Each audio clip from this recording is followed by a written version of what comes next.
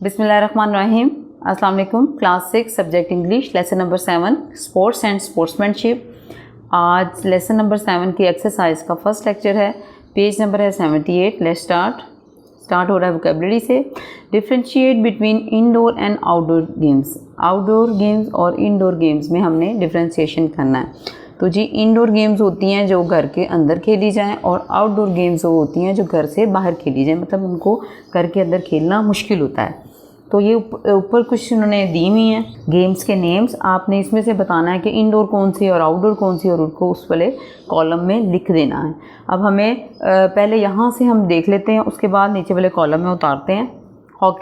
Hockey ज़ाहिर है hockey के लिए स्टेडियम होता है, उसमें खेली जाती है, तो डैट इज़ आउटडोर। मैं आउटडोर को सर्कल कर देती हूँ पहले, फिर उसके बाद हम नीचे लिखते हैं। देन स्क्रैम्बल है जो वर्ड्स बनाने वाली गेम होती है, जो आजकल मोबाइल पे भी खेली जाती है, डाउनलोड की जाती है और खेलते हैं वर्ड्स बनाने। तो ये अंडरस्टूड है, घर बैठ के खेली जाती है, तो इंडोर को मैं सर्कल कर देती हूँ। पोलो, ये गेम है पोलो जो कि घोड़ों पे बैठकर खेली जाती है। स्टिक होती है और वो बॉल को फेंकना होता है, ये भी आउटडोर है। चेस है, शतरंज कहते हैं, ये घर में बैठ के खेली जाती है, ये इंडोर है। वॉलीबॉल है, ये भी स्टेडियम में खेली जाती है या ग्राउंड में खेली जाती है, तो ये भी क्या है आउटडोर। टेबल टेनिस, इसके लिए टेबल चाहिए होता है, अब टेबल घर में भी हम कर सकते हैं मैनेज, तो that is also indoor. Then है जी कैरम बोर्ड भी घर में हम खेलते हैं, तो that is also indoor game. Then है जी हर्डल रेस होती है। हर्डल का मतलब होता है रुकावटों वाली दौड़, जो आपने देखी होगी कि हिंड्रेंसेस रखी होती हैं जिससे जंप करके जाना होता है या जिससे मतलब रेस में थोड़ी सी रुकावट दी जाती है, तो ये भी हमारी ज़ाहिर है घर के अंदर नहीं हो सकती, ये आउटडोर है। बास्केटबॉल, ये भी आउटडोर है। लूडो घर में खेल सकते हैं, ये इंडोर है। देन क्रिकेट भी आउटडोर है, इसके लिए भी स्टेडियम ग्राउंड होनी चाहिए बड़ी, तो ये क्या है आउटडोर। रैली रेस होती है, ये ग्रुप की शक्ल में खेली जाती है, तो ये इसके लिए भी बाहर चाहिए, ये भी क्या है आउटडोर। स्विमिंग, अब स्विमिंग जो है वो घर में भी की जा सकती है, अगर आपके पास वो पूल है तो ये भी इंडोर में ही आती है। अच्छा जी हाई जंप है, इसमें रेस के साथ साथ आपने जंप भी लगानी होती है, तो ये भी क्या होगी आउटडोर। ये हमने सेपरेट कर लिए। अब मैं इसको कॉलम में जो है वो फिक्स करती हूँ, ये देखें। चले अब मैं लिखती हूँ इसमें। इंडोर में आया था हमारे पास जो हमने सर्कल किए हुए थे डाटा, स्क्रैम्बल, फिर थी हमारे पास चेस, फिर थी हमारे पास टेबल टेनिस, और फिर था हमारे पास कैरम बोर्ड, फिर है जी कैरम बोर्ड के बाद आता है लूडो, फिर आती है हमारे पास स्विमिंग। तो हमारे पास स्विमिंग ये हमारे पास बन गई। 6 गेम्स जो हैं वो हैं इंडोर, और आउटडोर देखते हैं hockey, polo, volleyball, hurdle race, basketball, cricket, rally race, और एक जी यहाँ पे लिख लेते हैं जी हाई जंप। ये हमारे पास आ गई आउटडोर। और इंडोर टोटल थी हमारे पास 1 2 3 4 5 6 7 8 9 10 11 12 13 14 थी, और 8 और 6 जो है वो 14 हो जाते हैं। Scramble, chess, table tennis, carrom board, ludo and swimming जो है वो है इंडोर गेम्स, और आउटडोर गेम्स जो हैं वह hockey, polo, volleyball, hurdle race, basketball, cricket, rally race और हाई जंप। ये हमारे पास आ गई आउटडोर गेम्स। ये हमने डिफ्रेंशिएशन कर ली। अब नीचे वाला जो पार्ट है वो देखते हैं हम, वो है जी रीडिंग फॉर कंप्रीहेंशन। मतलब थोड़ा सा मैं आइडिया आपको दे देती हूँ। उसने स्पोर्ट्समैनशिप बताया हुआ है कि स्पोर्ट्समैनशिप क्या है। स्पोर्ट्समैनशिप में गेम्स भी आती हैं, रिस्पेक्ट भी आती है, प्लेयर्स भी आते हैं और रूल्स भी आते हैं। तो स्पोर्ट्समैनशिप में रूल्स फॉलो करने पड़ते हैं, गेम्स को फेयर खेलना पड़ता है, रिस्पेक्ट करनी पड़ती है प्लेयर्स की, ऑफिशियल की, और प्लेयर्स को ये सब कुछ करना पड़ता है। नहीं उसने बता दिया कि स्पोर्ट्समैनशिप इन चारों के गिर्द घूमता है, कवानीन के गिर्द, खेलों के गिर्द, जो भी आप खेल रहे हैं, इज़्ज़त करनी पड़ती है, आपको देनी पड़ती है, और प्लेयर्स जो खिलाड़ी हैं उनके गिर्द स्पोर्ट्समैनशिप जो है वो घूमती है। अब नेक्स्ट पेज देखते हैं। अच्छा जी नेक्स्ट पेज है जी पेज नंबर 79, और इस पे जो एक्सरसाइज का पार्ट है वो है जी आंसर दी फॉलोइंग क्वेश्चंस। आपने क्वेश्चंस के आंसर देने हैं। तो हमेशा की तरह मेरी यही कोशिश थी कि मैं बुक में से ही क्वेश्चन जो हैं उनके आंसर्स ले लूँ। तो लेट्स स्टार्ट। फर्स्ट क्वेश्चन है जी, what is meant by sportsmanship. Sportsmanship से क्या मुराद है?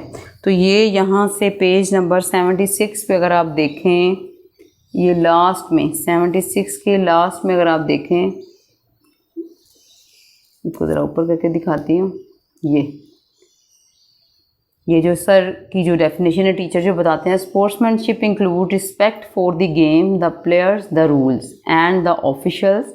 It's also about being the best you can be and about knowing how to win और लूज। ठीक है, यहाँ से आएगा स्पोर्ट्समैनशिप इंक्लूड से यहाँ तक। ये है जी फर्स्ट क्वेश्चन का आंसर। स्पोर्ट्समैनशिप में शामिल होती है इज़्ज़त गेम के लिए, प्लेयर्स के लिए, खिलाड़ियों के लिए, रूल्स यानी कवानीन के लिए, ऑफिशियल्स और जो उसके साथ और दूसरे लोग होते हैं उनके लिए। तो स्पोर्ट्समैनशिप में खिलाड़ी, गेम, कवानीन और जो दूसरे लोग होते हैं खेल से रिलेटेड उनके लिए रिस्पेक्ट या इज़्ज़त शामिल होती है। It also being the best you can B, यानी ये इस बारे में भी है कि आप जितना अच्छा कर सकते हैं वो करें। एंड अबाउट नोइंग, और इस बारे में जानना कि कैसे जीतना और कैसे हारना है। ठीक है, यानी आपने ये नहीं करना गेम हार दे, चलो जी हिम्मत ही हार दी। आपने अपनी पूरी कोशिश लगानी है गेम को जीतने के लिए। तो ये था हमारे फर्स्ट क्वेश्चन का आंसर, जो कि था पेज नंबर 76 पे। अब अगले क्वेश्चन देखते हैं। अगला जी है, why should we not cheat in the game. Book में हमें यही बताया गया था कि हमें गेम में चीट नहीं करना चाहिए। ये क्वेश्चन है जी, हमें गेम में क्यों धोखा नहीं देना चाहिए। तो गेम में ये बताया हुआ है लेकिन डिटेल नहीं बताई हुई, तो इसलिए बाकी आगे जो क्वेश्चन हैं उनकी भी डिटेल नहीं है, तो मैंने ये सेपरेट लिखे हुए हैं क्योंकि ये बुक में से नहीं बन रहे थे। तो इनकी डिटेल जो है वो अगर आप देखें तो मैंने यहाँ पे लिखी है, ये क्वेश्चन सेपरेट लिखे हैं। Why should we not cheat in a game, हमें गेम में धोखा क्यों नहीं देना चाहिए। Because cheating in a game destroys the spirit of sportsmanship, क्योंकि गेम में धोखा या गेम में चीटिंग जो होती है वो स्पोर्ट्समैनशिप के जज्बे को तबाह कर देती है। जाहिर है जब आप धोखेदही से स्पोर्ट्समैनशिप के जज्बे को तबाह कर देते हैं, यानी आपने पूरे अच्छे तरीके से खेलना है, चीटिंग नहीं करनी। एक दफ़ा दोबारा बताती हूँ, because cheating in a game destroys the spirit of sportsmanship, क्योंकि गेम में चीटिंग या धोखा स्पोर्ट्समैनशिप के जज्बे को तबाह कर देता है। थर्ड है जी, why is it important to control your emotions when you loss, यानी उसने कहा जब आप हार जाएं तो अपने जज्बात को काबू करना क्यों ज़रूरी है। ये भी एक फैक्ट है कि आप अपने जज्बात को काबू में नहीं रख सकते, लेकिन असल चीज़ तो यही है कि आप जब हार जाएं तो आपने अपने जज्बात को काबू में रखना है। तो उसने पूछा क्यों ज़रूरी है, तो इसलिए ज़रूरी है जी, because it gives us courage to improve our self for the next time, क्योंकि ये हमें हौसला देता है कि हम अपने आप को तैयार करें या बेहतर करें अगले वक्त के लिए। ठीक है, because it gives us courage to improve our self for the next time. ठीक है, और आपके जो इमोशंस हैं कंट्रोल होंगे तो आपको हौसला मिल जाएगा, वरना क्या होता है इंसान यही सोचता रहता है कि मैंने कोशिश की थी और तो मैं जो है वो हार गया हूँ। तो इस वजह से करेज जो है ये अपने हौसला देता है हमें इमोशंस को जब हम कंट्रोल करते हैं। आगे जी फोर्थ एंड फिफ्थ क्वेश्चन देखें जी। फोर्थ एंड फिफ्थ क्वेश्चन है जी, games also teach us teamwork how.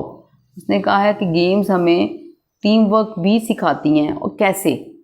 जाहिर है गेम्स में क्रिकेट हो गई, 11 प्लेयर्स हैं, तो 2 प्लेयर्स अगर आप देखें एट अ टाइम खेल रहे होते हैं तो उनमें टीम वर्क होता है। ये नहीं कि आप सिर्फ अपना देखते हैं, दूसरे का भी देखना पड़ता है। तो गेम्स कैसे सिखाती हैं जी, games teach us to work in a group with full harmony. Harmony होता है हम आहंगी, यानी एक दूसरे के साथ मिल के चलना। तो गेम्स हमें सिखाती हैं कि हम ग्रुप में किस तरह हम आहंगी से काम कर सकें। ठीक है, एक दूसरे से मिल के चल सकें। And produce the qualities of leadership, और हमें पैदा करती हैं खूबियाँ लीडरशिप की आदत की, यानी क़यादत करने की खूबियाँ पैदा करती हैं। ठीक है, गेम्स हमें हम आहंगी के साथ ग्रुप में काम करना सिखाती है और क़यादत करने की खूबियाँ पैदा करती है। क़यादत करना यही होता है, जैसा घर में कोई बड़ा भाई या बहन है, जब घर में कोई नहीं है तो आपने उसकी क़यादत में चलना है। ठीक है, और इसी तरह जब क्लास में कोई नहीं है तो आपने टीचर की क़यादत में चलना है। तो लीडरशिप, ये क्वालिटीज़ ऑफ लीडरशिप यानी आपको क़यादत करने की खूबियाँ पैदा करती है। Once again Games teach us to work in a group with full harmony and produce the qualities of leadership. Then है जी which games do you like the most and why? उसने पूछा आपको कौन सी गेम पसंद है और क्यों। अब आपके इससे इख्तलाफात हो सकते हैं कि आप लोगों को कौन सी गेम पसंद है, लेकिन मैंने आप लोगों की जहन को ही मद्देनज़र रखते हुए सोचा। बहुत से बच्चे ये सोचते हैं कि हम नहीं खेल सकते, क्रिकेट खेलने के लिए जी प्लेयर्स चाहिए, जगह चाहिए। तो मोस्टली गेम्स जो होती हैं बच्चों को पसंद होती हैं इंडोर, जो घर के अंदर खेली जा सकें और प्लेयर्स कम हों। मैंने इसी हिसाब से आंसर लिखा है I like badminton and ludo the most. मुझे बैडमिंटन और लूडो बहुत पसंद है। Because only 2 players are required, क्योंकि सिर्फ 2 खिलाड़ियों की ज़रूरत होती है टू प्ले देम, उनको खेलने के लिए। And they are indoor games, और ये घर के अंदर खेलने वाली गेमें हैं। ठीक है, I like badminton and ludo the most because only 2 players are required to play them and they are indoor games. ये 5th क्वेश्चन का आंसर था। इसके साथ ही हमारे आंसर क्वेश्चन जो हैं वो लेसन नंबर 7 के स्पोर्ट्स एंड स्पोर्ट्समैनशिप के कंप्लीट हो गए हैं।